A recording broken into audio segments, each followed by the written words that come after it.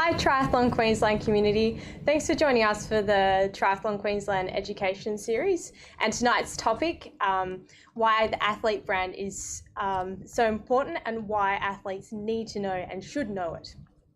So tonight we're incredibly excited to have Charlotte Wood here with us.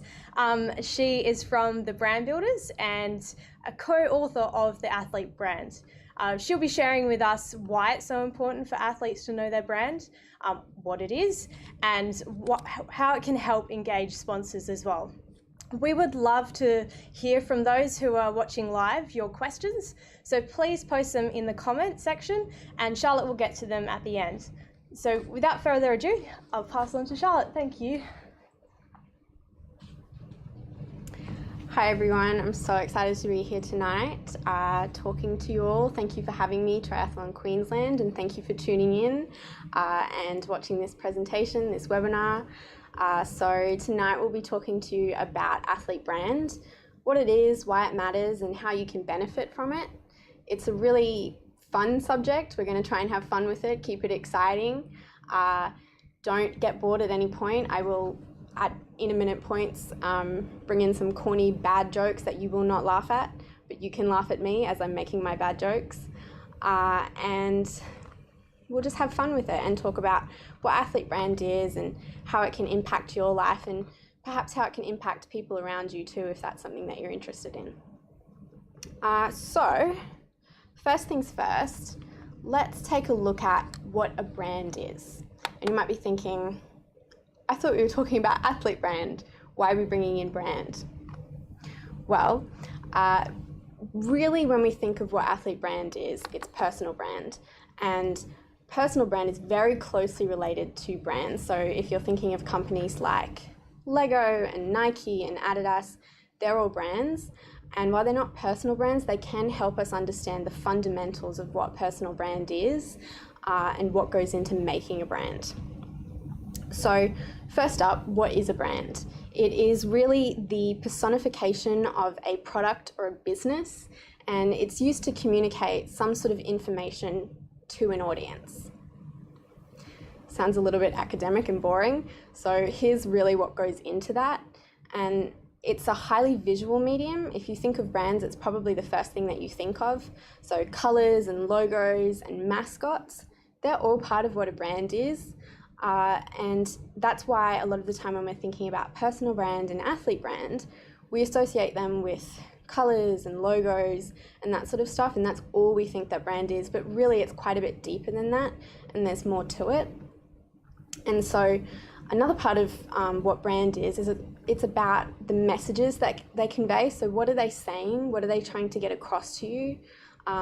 What's the, I guess, topic or message that they're really trying to impart that's a little bit deeper or perhaps benefits their brand? And it's the same for personal brand and athlete brand.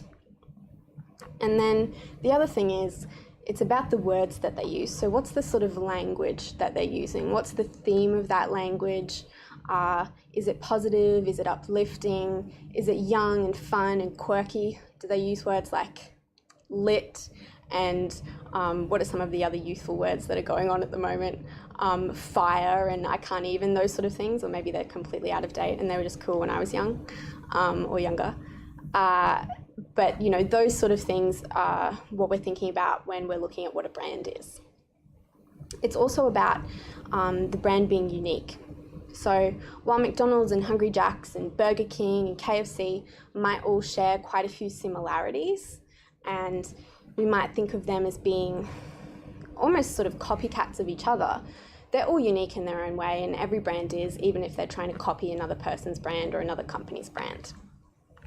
So what I want to do is share with you a case study on what a brand is. And I promise we're going to get to athlete brand in a second, but this is just going to help you understand the fundamentals. So first things first, McDonald's, we all know what it is. Some of us like it, some of us don't like it. It's unique in its own way, and it's very, very recognizable and well known. So that's why I always use McDonald's as my case study, because we all know what it is. So what I want to do is really talk to you about what I recognise in terms of what the McDonald's brand is. So what I associate with it, what impression and impact it's had on me. And really the first thing, the thing that always pops into my mind when someone says McDonald's to me is the golden arches and red and yellow. And I think that's pretty consistent across the board. Most of us really, when we think of McDonald's, we think of the golden arches and red and yellow. The other thing is these creepy characters that I've got on the side there. So I'm not sure of their exact name. I know that a few of them are called, one's called Mayor McCheese, one's called the Hamburglar, one's called Grimace, one's Birdie the Early Bird, and the other is the Fry Kid, and then we've got Ronald McDonald, who we all know and love or hate. But when I think of McDonald's, they're really who I think of probably second or third. And it's not necessarily for a good reason. I find them quite creepy, and they've really kind of haunted me throughout most of my childhood. And the reason that I'm telling you about this is because it applies to athlete brand. So something that you do in 2019, a lot of people might not remember it, might not consider it in 2029, 10 years from now. But some will. There will be that special, unique soul like me who's always going to remember it, who's always going to be put off by it. So that's why I'm bringing that up. So they're the visual elements that I associate with McDonald's.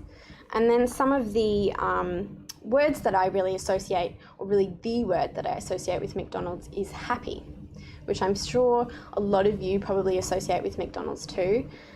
So if we're thinking of Happy Meals and McHappy Day, you know, those are really the words that I think of. And then they translate into McDonald's message, really. So the message that I get across from McDonald's is really one of happiness, and it's not just through Happy Meals, it's also through the charity work that they do. So McHappy Day and what's the other one? The Ronald McDonald House. So it's about happiness, but it's also very family and community focused and driven, and I can tell that they're really about working with families and benefiting them in some way. So those are some of the things that I think of when I think of McDonald's. That's the impression and the impact that I get from them. And then the other thing, now I want to talk about what athlete brand is.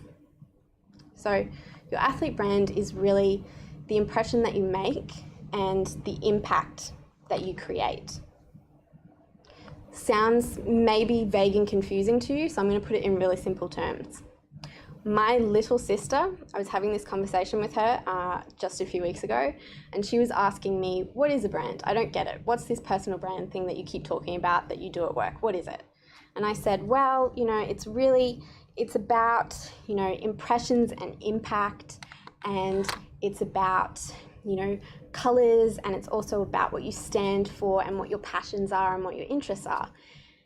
And she said, but isn't that just your personality? And I said, well, no. And I really wanted to correct her and say, no, it's so much bigger than that. It's so much more complex. But really, in its simplest, purest form, it is about what your personality is. It's how you represent yourself to people. It's what you stand for. It's all of those sort of things. So if this quote, I guess, confuses you or makes you think, oh, that doesn't, I don't resonate with that, think of it as being about your personality, and then we can build upon that. And then let's talk about why we build your brand, so why it's important. And the way I like to think of it is it's really the missing puzzle piece of most athletes' journey. So it's that little tiny thing that's missing, but if we put it in that puzzle, it's going to make the whole picture. It's going to really complete the picture and really help you achieve the things that you want to in life, the things that you're passionate about, that you're interested in, the things that are important to you, really. So that might be public speaking, it might be sponsorship, it might be doing some charity work, it could be a whole host of things.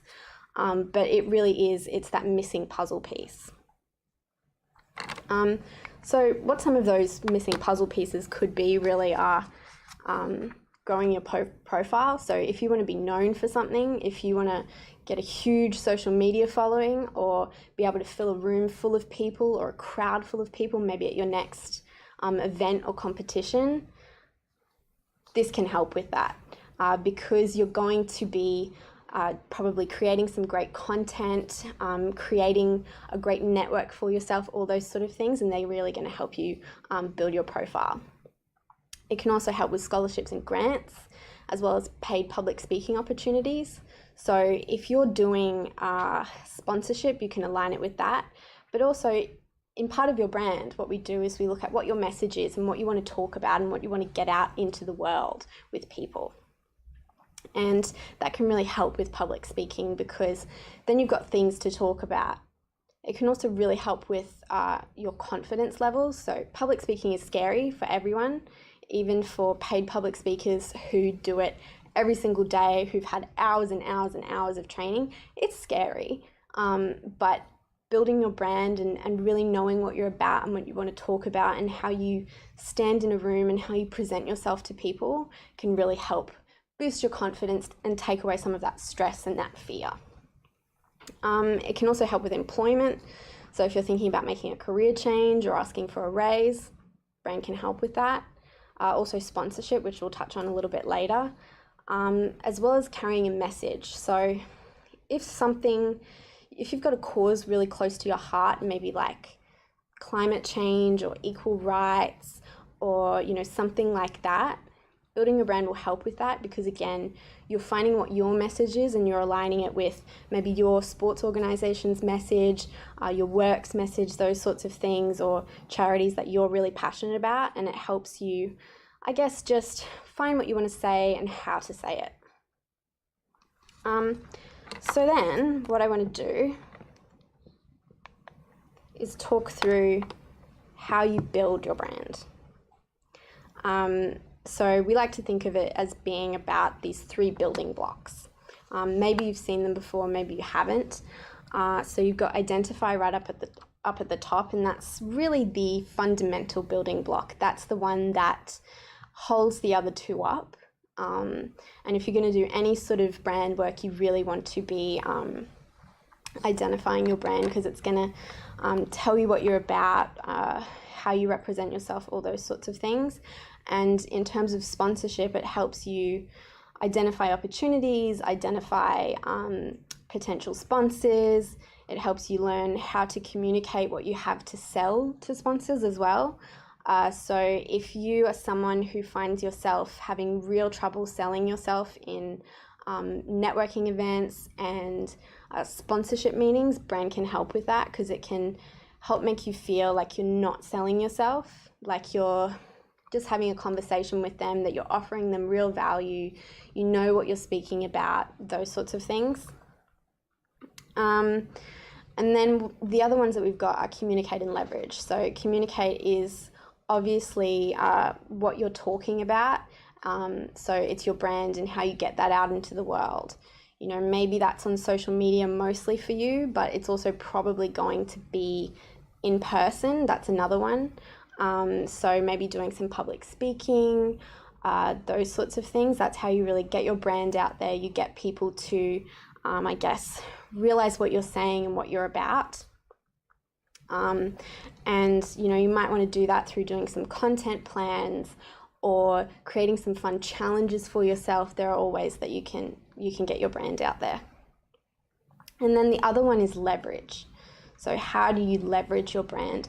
How do you want to benefit from having a brand? What are the ways that you want to, I guess, find the ways that you want to get your message out there, what you're passionate about, those sorts of things. So they're what we were talking about before: paid public speaking, sponsorship, all those sorts of things are really how you can benefit from having a brand. And we'll touch on them a little bit more later.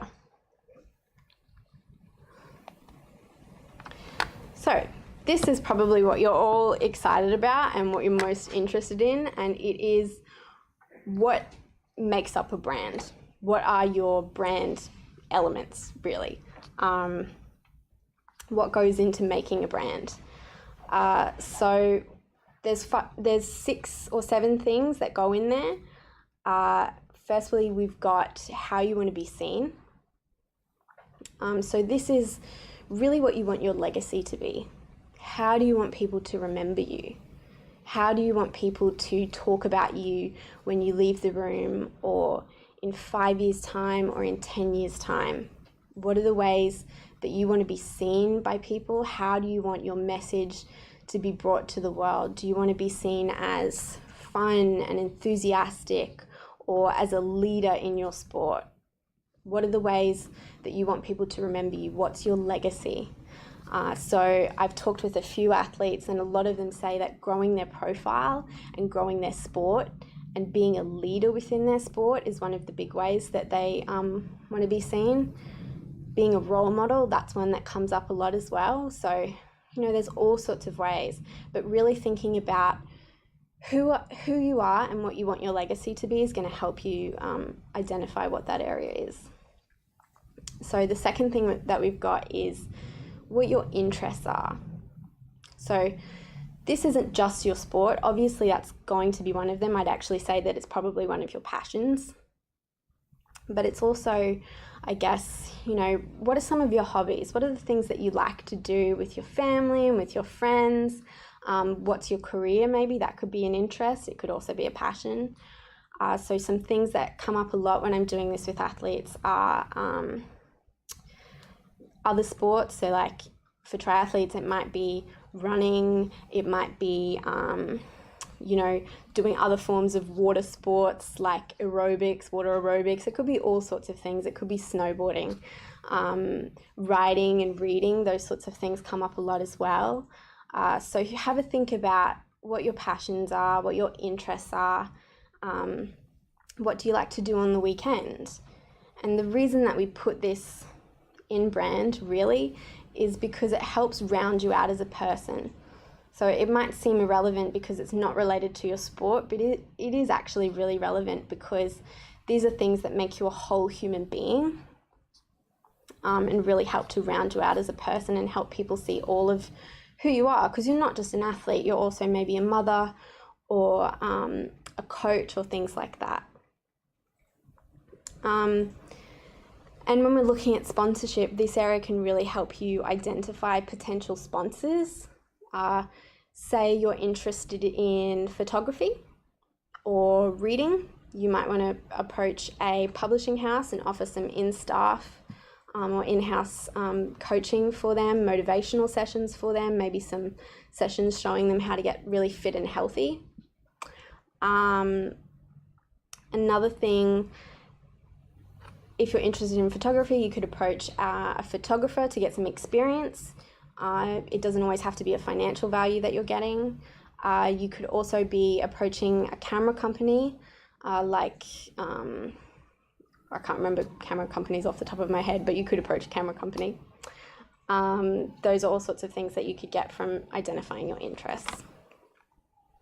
So the other one that we've got is your values, and this really helps to underpin what your brand is. What is your brand, and why does it matter, and what are you going to do with it? Because if you're not living by your values, if you're not, being, say your values are honesty and integrity and compassion, if you're not doing those things, if you're not living your brand in that way,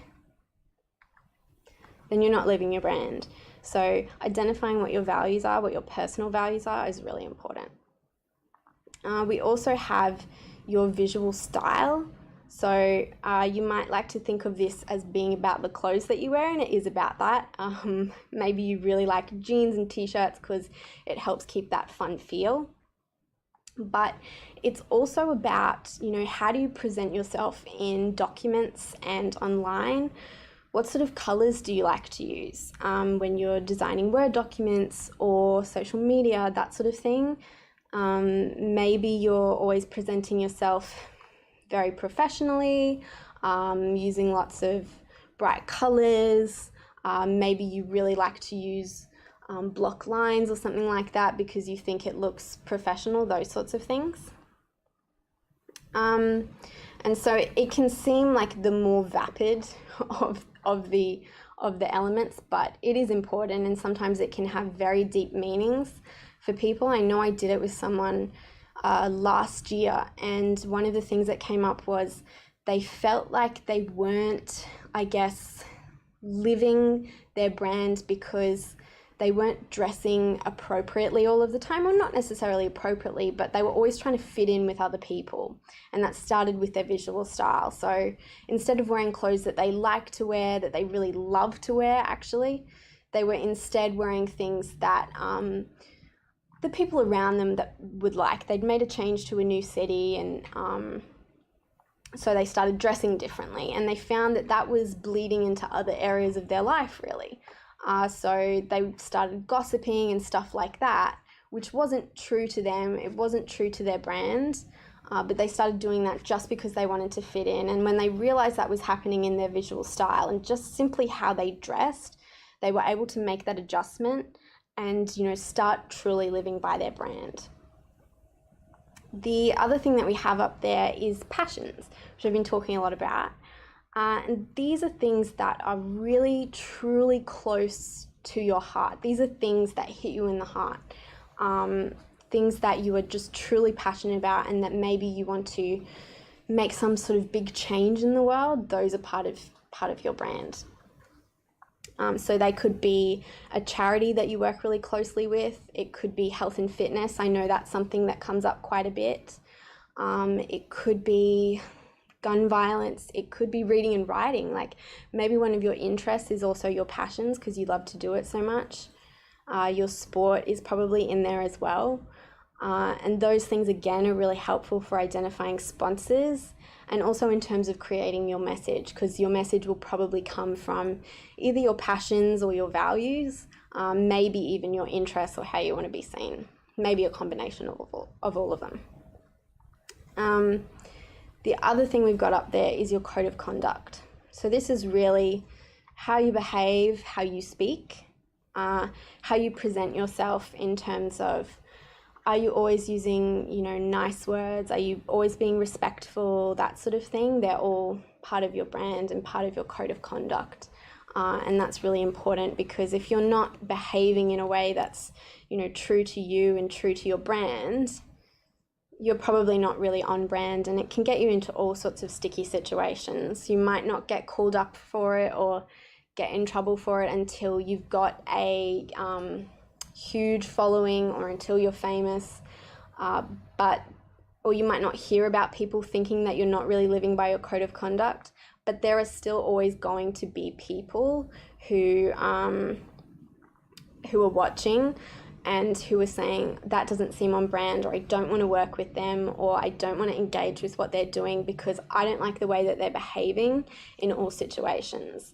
You might have a few different codes of conduct, but it's important that you know what they are and you know how you're doing them in each situation, and that you're not, I guess, just sort of mixing them around, or that you have none at all, because that can lead to bad stuff, really.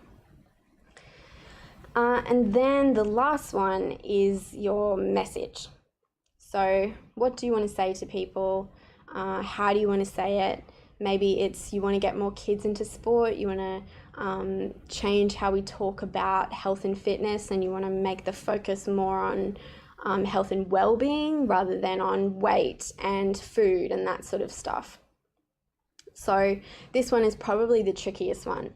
When I'm doing it with athletes, it can be really hard. We rarely ever get it down pat and get the exact wording right in one session.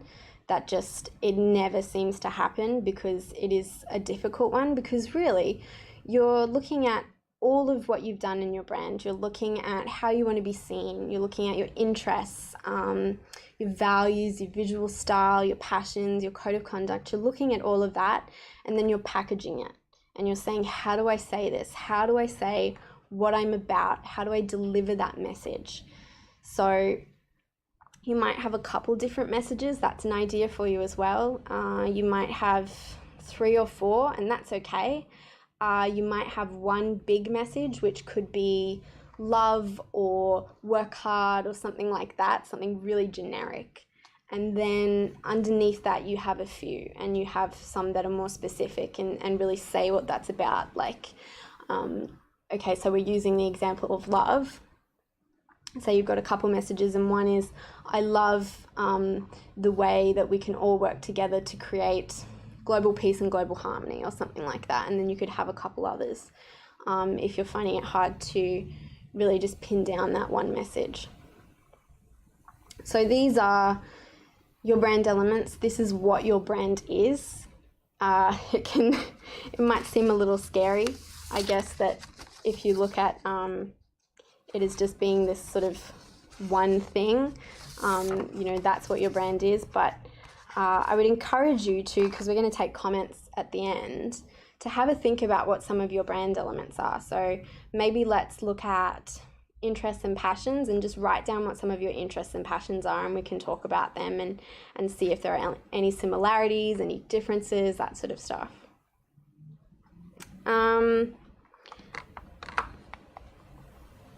So now what I want to do is put it into a case study for you. So really put it into action. Now, what does brand look like when we're focusing it on a real person, when we apply this process? Because brand really is, it's a process. It's about being strategic and purposeful. It's not about being fake or trying to represent yourself inauthentically or in a way that isn't true to you. That's really, truly not what it's about. It's just about being authentic, but still keeping that process and having put thought into it. Are some things that you really want to be careful and mindful of. And that's why we come back to those building blocks of identify, communicate, and leverage. They're really the fundamentals of how you build your brand. So this is Emma. She is a 30-year-old triathlete. She's a mother, and she's a PE teacher. So this is Emma. And we're going to talk about what Emma's brand is. So first up, her interests are movies, spending time with her family, and cooking. Great interests to have. I share a few of them. And then we've got Emma's passions. So they're business, children's health and well-being. And again, they fit with that first interest of spending time with her family. We're going to see some consistencies in Emma's brand, as most of you will if you identify your brand at some point.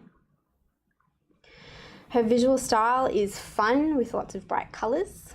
That's one that pops up quite a lot with athletes. I see a lot of fun stuff. I see athletes trying to, attract attention to their sport as well through the clothes that they wear. That seems to be something that we see a lot. Her values are dedication and integrity. Important values to have. I like those ones. And her message is, I want to improve how we think about children's health and well-being. So again, we see some consistencies with those interests and passions. Her code of conduct is positive language and staying friendly, but never compromising her integrity in tough situations. So we can see again some consistency in her code of conduct and her values. And this is something that you'll probably see when you identify your brand, is there'll be things that just seem to gel without you really having to think about it. Because that's how most of us live our lives. We're pretty consistent as human beings. We're creatures of habit. And so when you identify your brand, you probably will see these things pop up. So how Emma wants to be seen. She wants to be seen as a role model. And again, I think that's pretty consistent with some of the other parts of her brand, really. So this is brand in action. This is what it looks like if you go through that process and identify your brand. This is really the outcome at the other end of it. And yours probably won't start off looking like this. I would highly, highly doubt that it does. Some of you might, because you've put a lot of thought into it beforehand. If you're a very self-aware person, you might get something similar to this at the end. But for a lot of athletes that I do this with, really it starts off pretty messy. We put a lot in there. We put stuff in that will never see the light of day ever again. We have trouble coming up with stuff too, because it can be a lot of pressure to think about what your brand is and then put that onto paper. So yeah, it will look different to this at the beginning, but eventually you want to be creating something like this that's, you know, simple really. You've got like 2 or 3 or 4 things in each category, but there's that consistency there. We can see what she stands for, we can see what she's about.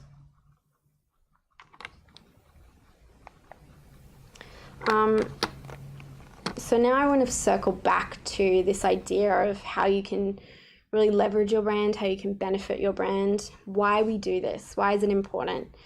You know, we've looked at the way that we do it, and maybe you're scared, I don't know, I hope not, but it does look like work. So why do we put this work in? Why is it something that we want to do? And there's a few things, there's quite a few, almost every way that you could imagine you could benefit from this. You can tie your brand to your goals. So my advice to you would be to identify what your goals are, both in your professional life, your personal life, as well as your athletic journey. What are some of your goals? And that's a great question to put down in the comments. What are your goals? Let's hear them, and let's think of ways that we can leverage your brand as well in those ways. So some of the ways are your career that we talked about before, especially if you're young, if you're still at uni and you're thinking, wow, I'm not sure what I want to do, or maybe I'm in the wrong degree. Maybe I'm in a marketing degree where really I want to be doing physiotherapy. And I'm not sure if I should really commit to making that change or not. Identifying your brand and learning how you want to communicate it and how you can leverage it can really help you make that decision with confidence and with clarity. Another one of the ways that you can benefit from, you know, identifying your brand and getting really clear on what it is sponsorship, which I'm sure many of you are quite interested in and intrigued by. Vicky Saunders from the Sponsorship Consultants, who runs our sister business, she will actually be coming along and talking to you in about a month's time, I believe, about sponsorship and how you can go about it. So you're really doing all the groundwork for her if you sort of go ahead and do some of the stuff that I'm talking about now, in terms of, I guess, looking at what your brand is and how you want to benefit from it. So again, your message, as well as if you have any ambitions of being an entrepreneur. So if you want to start your own business, or you want to maybe create some sort of business for yourself in, I guess, you know, being yourself, doing some public speaking, going around, maybe doing coaching clinics or anything like that, your brand can help you do that, because you're creating content, you're getting really strategic with what your brand is and that sort of stuff. Also, if you want to be an author, if you want to write a book one day about your life, about your story, about something that you know, this can really help with that as well. If you are interested in doing any sort of professional speaking, this can really help, because like I said before, it helps you identify what topics you're talking about, how you're going to talk about them, as well as creating content. If you want to be an ambassador, if you've got a, I guess, a charity or a company that you really believe in, you really like, and you want to stand for, this can help with that as well. If you want to be a public figure, if you want to be on Survivor and be a celebrity in some way, if you want to be an influencer, I'm not saying to do those things, but if you do, building your brand can help you with that. As well as networking. So if you're someone that struggles with networking because you feel inauthentic or fake in any way while you're doing it, this can help, because it helps you really know what you're talking about. It helps you come up with topics, so you're not just selling yourself in every networking event, which is an awful feeling, really, if you feel like you're selling yourself. And that's a big reason really why a lot of people hate networking. Because it feels like a sales pitch when it shouldn't be a sales pitch. You're just, you know, making new friends, making new connections and making relationships. And so if you're really good at talking about yourself and talking about what you're passionate about and interested in, which you should be after building your brand, that can really help ease any sort of anxieties that you have around networking. It can also help you identify, really what networking places you should be going to, what events you should be going to. I know that when I'm thinking about what networking events I'll go to, I try and really limit it and make it really niche and not just be going to every networking event that's happening in Brisbane, because that's not good. I don't have something to say or give or connections to make in all of those situations. And then also, it's really about creating impact. So what sort of impact do you want to create? What sort of good do you want to do in the world? Whether that's within your own world, so within your own circle, maybe, changing the cycle of alcoholism or obesity within your own family. Those could be ways that you want to create impact. Creating impact in your own life. Maybe you know that change really starts with you, and whatever you do can help influence other people. And so that's one way.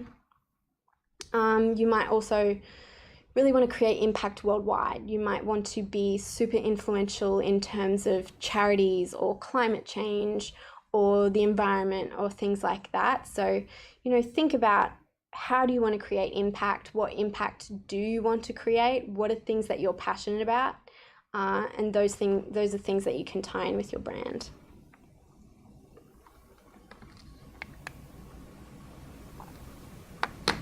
And then what we have is the Athlete Brand Builder program.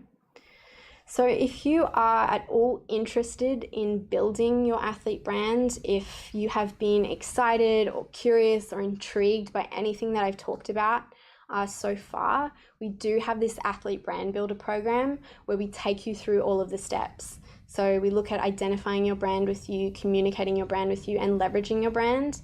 And we really do that through creating content and plans and following that process and taking a really holistic approach to what your journey is and how you want to benefit from this. And if this is something that you're interested in, you can email us at hello@thebrandbuilders.com.au, and we'll send you some info.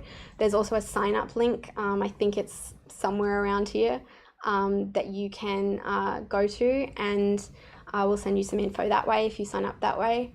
And we're also offering everyone a free 15-minute consultation about their brand. So if you want to spend some time talking with us about strategy and the process, and really the benefits to you and how you'd like to create impact and create change, whether that's just in your own life, whether that's around sponsorship or public speaking or a career, or if that's about a passion project that you have, and maybe, like I said, it's about climate change or childhood obesity or something like that, we can talk through that in that consultation.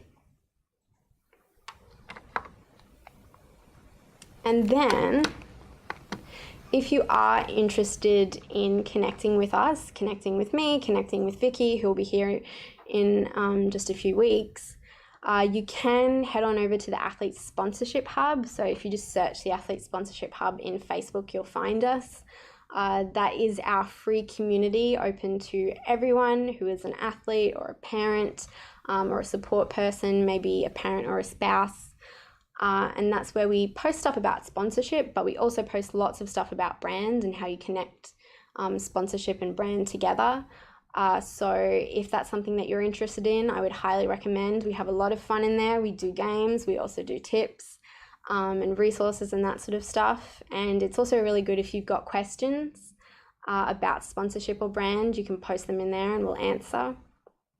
And also, if you've ever felt at all lonely in terms of sponsorship or building your brand, if you've ever felt like you're the only athlete in the world that's doing this, I would highly recommend that you go on over to the Athlete Sponsorship Hub and find your tribe, really, because there's so many awesome people in there. There might even be a few around here. If you are, hello. And you'll see that, they're so smart and so clever. And yes, we have sponsorship experts and sponsors and all of that in there who can offer great advice. But the other athletes are so valuable to you, and they can really help in, helping you not feel so lonely or like you're the only athlete out there doing this. You can also connect with us via our website, so www.thebrandbuilders.com.au, where we have extra resources and blogs and that sort of stuff around brand, if that's something that you're interested in. Okay, and so now I believe that we have time for some questions, if we've got any.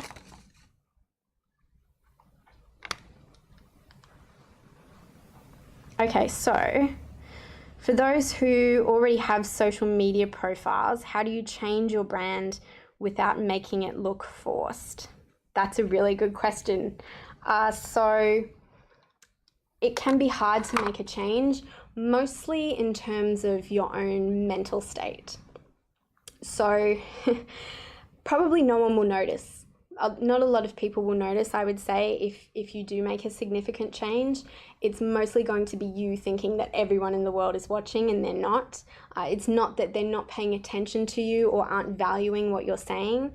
It's just that people don't pay that close attention, and they probably won't mind too much. But for your own sanity, and so you don't get overwhelmed, my advice would be to take a slow and steady approach. I like to think of brand building as being about, really thinking big but starting small. So starting with small actions. If you've never posted about anything other than triathlons ever on social media, just put up a couple of posts and see how that goes and how you feel about it. And also have some sort of plan, have a content plan, have a content library that you can fill. We do both of those things in that brand builder program I was talking about, by the way. And just take that slow and steady approach, and don't rush yourself, and don't worry if someone responds negatively, because it doesn't matter in the grand scheme of things. Okay, we've got self-confidence is key to everything, but how important is self-confidence? I think that it is pretty important, really, but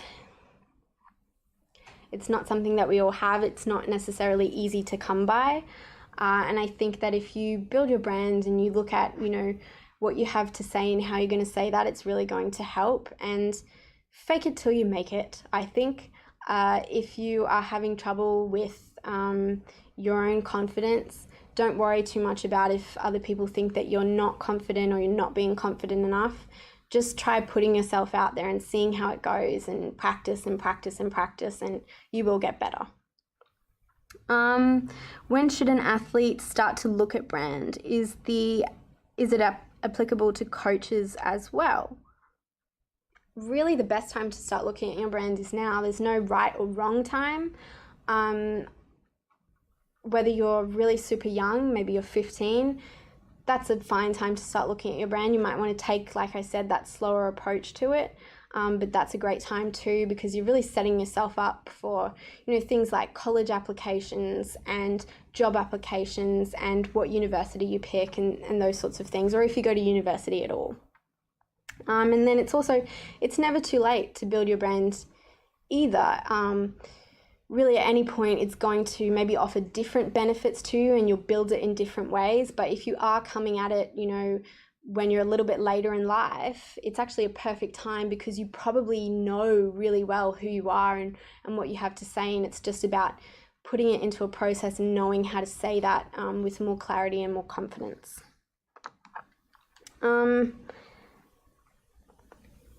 Someone asks, I would like to ask, selling yourself or bragging too much may get a bad image. Yes, that is absolutely correct. It may indeed. You can do it in a way that isn't too salesy but is still confident. But it depends on who you are and really how you want to represent yourself. If you do want to be seen as someone who is cocky, that's fine, you can do that. It's just thinking about the potential ramifications, how people will see that. So that might work really well for you when you're competing. I know a lot of athletes that I work with have a very different, sort of code of conduct almost on the field or when they're competing compared to off the field or when they're not competing or when they're just at training or just at school or at uni or at work. And a lot of the time they're the sweetest, most lovely people you've ever met in your life, and that's their code of conduct when they're not competing.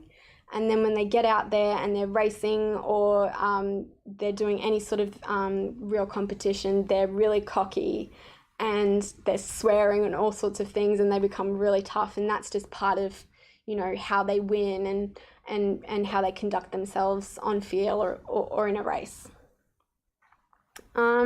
And I think that's all that we have for questions. So thank you so much for listening tonight. I hope that you're feeling more clear on what your brand is and how you can go about really using it and leveraging it, and how you want to benefit from it, and what impact that you want to create and what change you want to create, and how you want to, you know, go about living your life now that you've thought about brand. And like I said, if you're at all curious or excited by this concept, please book in for one of those consults. We'd love to talk with you about what your brand is and how you can use it. And I hope that everyone's feeling clear and that you've got something that you can take away and really put into action tonight.